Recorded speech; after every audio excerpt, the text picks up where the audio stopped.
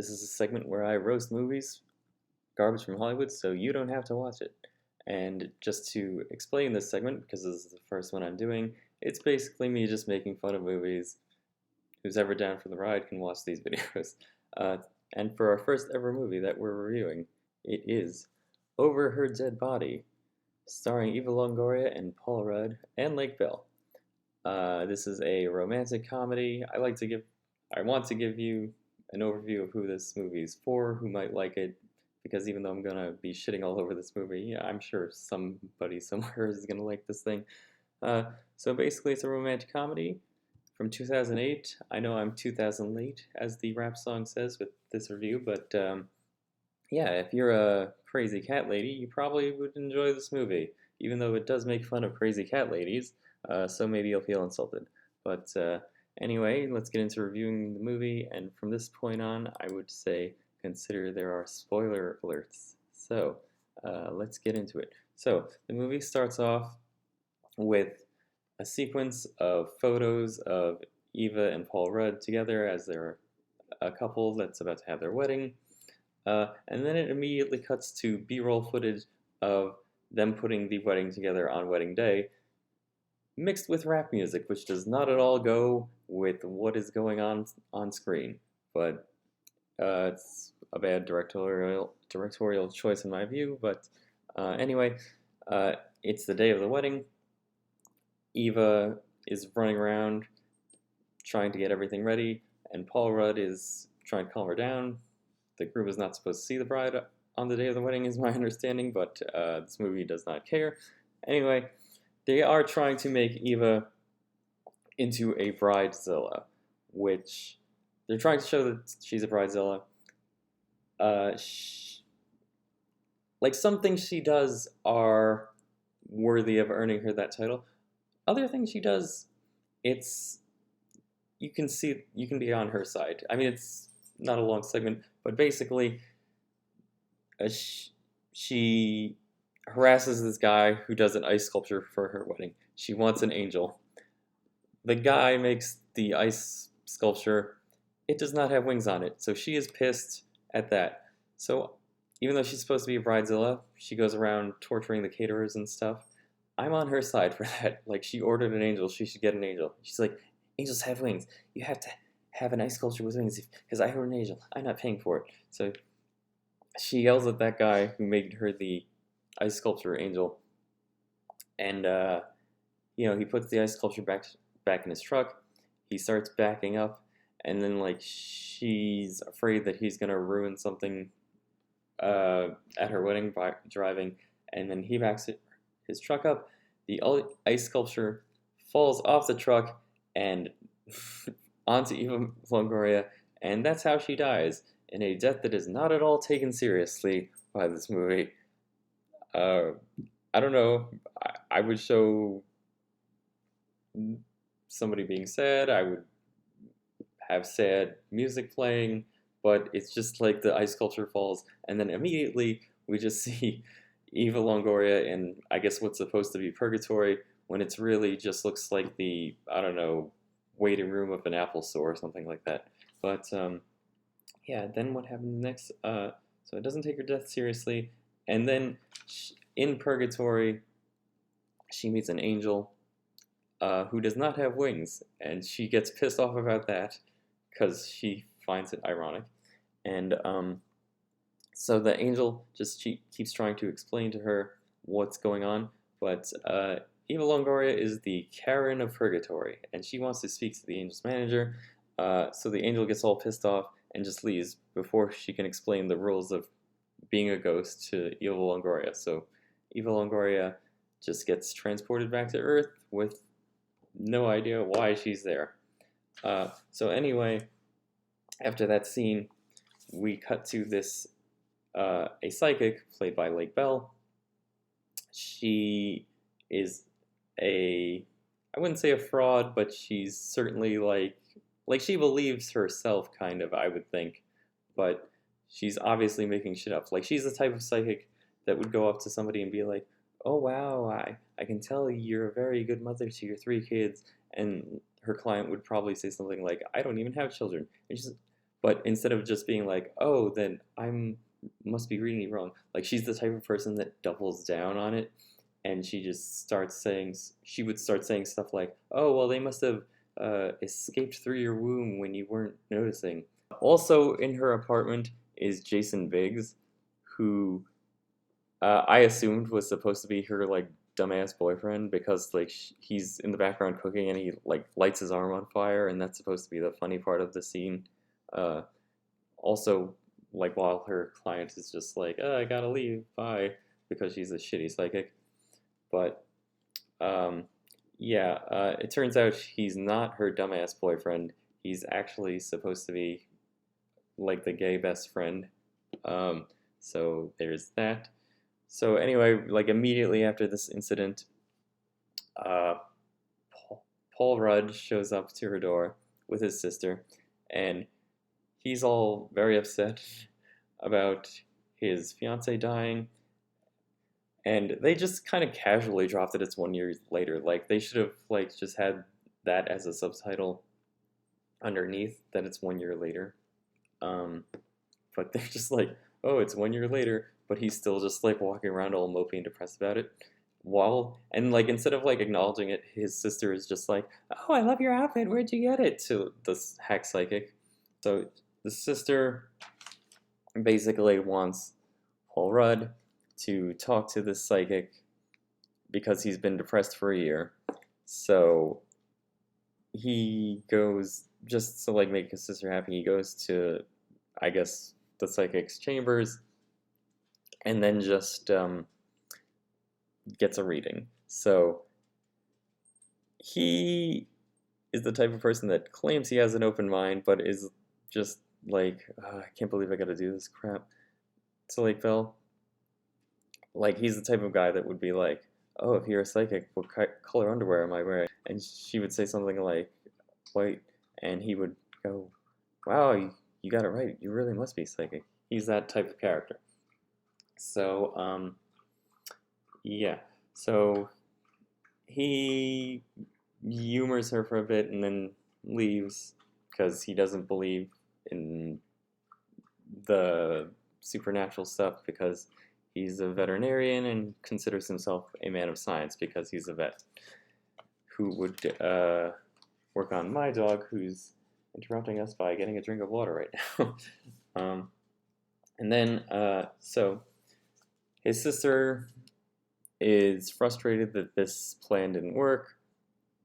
So what the sister does is she goes to the psychic later on another day, and she finds his dead fiance's diary. And Eva Longoria, her character's name is Kate Spencer, which I don't know why they couldn't name her something like Gonzalez or Lopez or something. I mean, I guess she could pass for a Kate Spencer, but I don't know. That's just a little nitpick.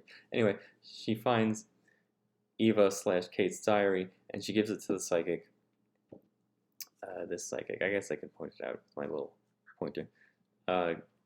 And she says, I'm going to give you this diary. What I want you to do is I want you to look at some of the details in it and then try to talk to my brother again, and then you could kind of like fake that you're actually a psychic because you know stuff about his dead fiance that nobody else would know. And she's just like, no, no, no, I can't do that. I'm a serious psychic. I can't be using my powers for evil. But the sister eventually convinces the psychic to do that. So, so then, the easiest way that she feels she can get Paul Rudd's attention is just to like do a fake meet cute in a supermarket. Like just go up to me and be like, "Oh, do you shop here? I'm shopping. I'm shopping for melons." That sort of thing. But she does convince Paul Rudd to give it another go. Cause she like mentions, she's like, oh, "I'm getting a vision. Your fiance did blah blah blah blah blah." So, she successfully gets him to meet up with her. They actually end up going to a restaurant more to talk about it, where she continues the charade, but then luckily she gets saved by another rude customer at a restaurant who uh, who's loudly interrupting them, and then she'd be like, "Oh, I'm getting too much psychic interference, or it's my period," something like that. Uh, so I can't give you details now. But then that's the start of like their chemistry together, and the psychic goes to Jason Biggs again, and she you know uses him as that like her sort of ranting the person who will listen to her. And I just want to mention Jason Biggs. I like his performance here because movie was back in a time when you if you were playing a gay guy, you had to be like super over the top, flamboyantly gay, and his performance was subtle enough to where you believe that he's gay, but like it's not like a huge gay stereotype. So I think the movie should be commended for that. At least, I try not to just shit all over the movie. Credit where credit is due. So the next scene is the next time Paul Rudd and the psychic meet. He notices that she has a book by David Foster Wallace, The Infinite Jest, which if this channel roasted books, I would roast the fuck out of David Foster Wallace's book, Infinite Jest, because it is the most pretentious crap I have ever attempted to read. I say attempted because it is just like so like up its own ass and written for pretentious people that like pretentious elites that like pretend they know intellectual shit, that it's just like I could not tolerate getting through it. I basically ran my eyes through all fucking 1,000 pages of it and have no idea what it's about. So yeah, that's just a little side rant. The psychic consultations eventually morph into dates, is what I'm saying. So like they start going to restaurants, and eventually like they're both sitting in a car at a make-out point type location, and uh, that's when Eva Longoria finally shows up in the movie she's supposedly starring. She's staring at the couple, giving that like I'm a pissed off bitch look at both of them, and you know that's when the shit's about to get down. She's kind of like floating over their car, and then Eva Longoria storms off into the city, and she's just like doing this like pissed off rant, and she's phasing through people because she's a ghost, and she actually sees the ice sculptor from her wedding, which he he can talk to her because he's coincidentally died because of drunk driving, which they don't really take that seriously for whatever reason. And then he kind of like informs her what she should be doing because she didn't listen to the angel the first time when she was supposed to. Or he doesn't really inform her, he just like vaguely says that he's a ghost and he has unfinished business, so she figures that she has some unfinished goal as well, and she assumes that it's to protect Paul Rudd from the psychic. So that's the start of her sort of feud with the psychic, and she outright confronts the psychic, who is the only person that can see her. It never is explained why she can see Eva Longoria, but we just go along for the ride that like she can communicate with this person who claimed to be a psychic, and I guess actually is. Eva Longoria just gives her a warning to like stay away from my man. And then I just want to mention like the movie just starts playing this very like crappy guitar music as it transitions that doesn't fit with anything. Psychic is understandably shaken by the ghost, and so then she just kind of cuts off communication with Paul Rudd, and then Paul Rudd becomes just a very just clingy dude and leaves like a bunch of messages on her machine until Paul Rudd's sister shows up, and then it's just like, hey, I thought you guys were just he was doing better. Uh, why is he sad all of a sudden again? And she's, the psychic's just like, yeah, whatever. And then, like, the sister had brought more material for her to, like, study up. When the sister comes and shows her the picture, like, she puts it together and just like, wait, that's my fiance's ex. So now she's all pissed that she was manipulated, and uh, that's when it's just like, it's on, bitch. Like, now it's full out war between the two of them. So Eva starts using her ghost powers to basically uh, fuck with the psychic. And so the first thing she does is just, while first she calls the psychic fat, which she's not, because you do see her in the shower and she looks decent. You don't see enough, but you see her in the shower, and then she just, Eva Longoria uses her ghost powers to be like, oh, there's a fire in the gym. She's showering at the gym. There's a fire in the gym. Everybody evacuate. And then, like, you see the psychic, like, all soaked and lathered up, just, like, running through the gym. And everybody's just staring at her, and she realizes, oh, fuck, the ghost is fucking with me. This is the first thing. Um, so that was, like, kind of like the firing shot. She still is not scared enough to be intimidated away from Paul Rudd. So they go on a date down by the docks during the day, uh, where where they go and get hot dogs, and she gets like mustard all over her dress, which I isn't really that interesting. But like the guy that they buy the hot dogs from, I don't get why every hot dog guy has to be just like this, like the same type of guy, just like, hey, it's a hot dog, you gotta pay $3.50 for it, sweetheart, come on. Like that's the stereotype they're going with. Um, but her and Paul Rudd just, they realize that they're not really hanging out just to talk about the dead fiance anymore, and they realize that they are falling for each other, and this is where they have their first kiss, at the date down by the docks. Um, and then we get another scene um, at Paul Rudd's veterinarian practice, which isn't a notable scene except for like the end of it, where just Paul goes up to one of his clients who has a dog, and he says, "What's wrong with your dog?"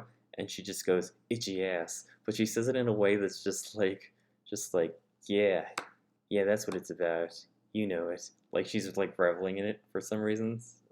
The psychic is just at her wit's end. She doesn't know what to do to get rid of Eva Longoria. So she turns to the church, and turns out she hasn't been that good of a Catholic, but the priest that she goes to agrees to perform an exorcism at her apartment. So the priest comes in, and I actually really do like this part. He does the exorcism to the song "O Fortuna," and then Eva Longoria starts going, "What? What?" And she starts like fading away, freaking out, and until she completely disappears. And the psychic's just like, "Yes, you did it," to the priest.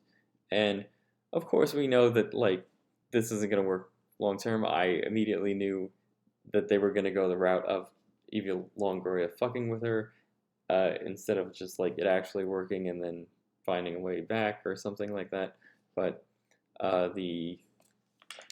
the exorcism worked. The priest is very surprised that he actually was able to perform the exorcism. A lot of these people are frauds apparently in this movie, just fake psychics, fake priests. I don't know, but so then after the exorcism, Eva just like ramps up the harassment, and she just figures she's just gonna like stay there and stalk the psychic. She's just like naming all her pets. They cut to a catering, because like the psychic is also a caterer. I don't remember if I mentioned that, her and her gay best friend, which is kind of bad writing because like why wouldn't they be at the wedding in the beginning with Paul Rudd and Eva Longoria? Like it seems like I know I guess it would make more sense that it's not coincidentally them catering, but like movies, there's a lots of coincidence in movies, and I feel like they should have been catering that and that event, and Eva Longoria should have been like a bridezilla to them, and then like maybe later he Paul Rudd could have been like, "Oh, I recognize you from our wedding. I didn't know you were psychic." Something like that. I feel like would have made more sense in this movie. Um, so at that wedding, like Eva Longoria is still terrorizing the psychic, and then just the psychic just goes crazy and starts yelling at her at the wedding. But like to the everybody at the wedding, they don't see the ghost, so they just see her just acting like a psycho in front of nobody. Uh, and then the next scene is the psychic and Paul Rudd go to a bed and breakfast to try to advance their relationship, and yeah, still bothering them there. She initially starts to just like make fart noises, and like she makes fart noises to the psychic, implying that Paul Rudd is making them. So I guess he appears unattractive to them. That's the quality of humor that you're getting with this movie, just so you know. But anyway, yeah, she tries that, doesn't work. Then when they try to be intimate with each other, Eva just like kind of like floats over the bed, just like watching them, trying to like distract them, make all sorts of noises. She tells Eva Longoria that like she's just gonna stop seeing him. It's too much. And is there anything you'd like me to tell Paul Rudd um, before I leave his life? Because I can communicate. I'm the medium between you two. And Eva's just like, oh, like very affected by that. So she sits Paul Rudd down, the psychic, and she says, "Look, I really can communicate with your dead fiance. Before I walk it, um, just I can prove it. Here's details about her." And and Eva Longoria tells her details, and Paul Rudd's just like, "Wow, how you must see her. Like, how could you have known that?" And she's like, "Yeah, I have her talking to me, and she's telling me that I have to be with you," and just totally pulls a rug out from under Eva Longoria, who just, you know, she's becoming the piece of shit too now. I mean, not really, but because like Eva's just what the stuff she's done in the movie is worse. But yeah, she totally pisses Eva Longoria off by her double cross. Um, but later that backfires because the sister who gave the diary to the psychic uh, starts getting wind of what's happening.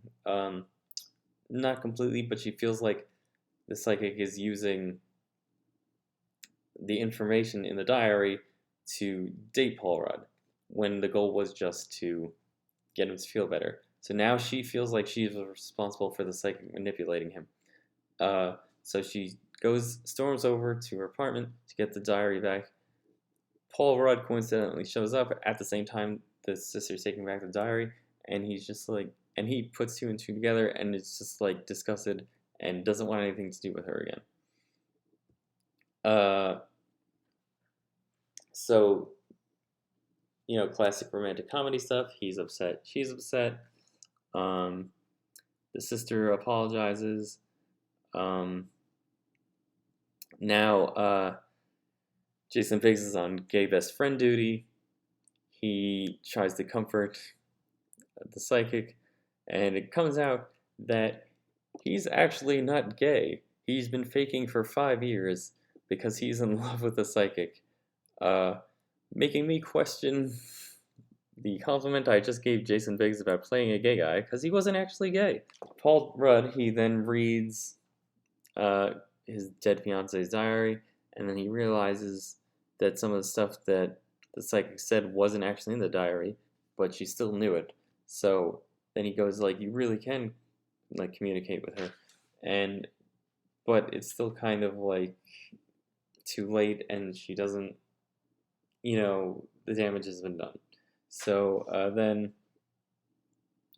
uh, so the psychic, she's not on talking terms with Jason Biggs because he lied about being gay. But then there's another meet cute where they run into each other, and he just says, "Please, just give me a chance. Like, if I'm willing to fake being gay for 5 years, imagine what else I'll do to be with you." And instead of being like, "Danger," she goes, "Okay." So then they go on a date. Um, uh, Coincidentally, elsewhere, Eva starts still hovering around Paul Rudd and is noticing how depressed he is without the psychic. And then she just is wondering, like, if that was my business, then why aren't I fading away? And I hate seeing him like this. And then at a supermarket, her ghost runs into the ghost of the sculptor again, and the sculptor convinces her that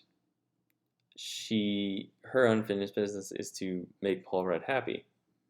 And she's like, "Yeah, I guess that is what I want, to see him be happy again." And apparently that was the sculptor's unfinished business, to help Eva Longoria, even though they barely knew each other, and then he just flies away, or floats away, dissipates, and gets to presumably burn in hell. This is actually good writing. She remembers that she can communicate with animals, and Paul Rudd has a pet parrot, and so she uses the parrot to communicate with Paul Rudd, being like, "Go to her." So he just gets a cab, goes to the airport to track down the psychic and Jason Biggs, who are about to leave on a trip together, and that's when confesses her love to them.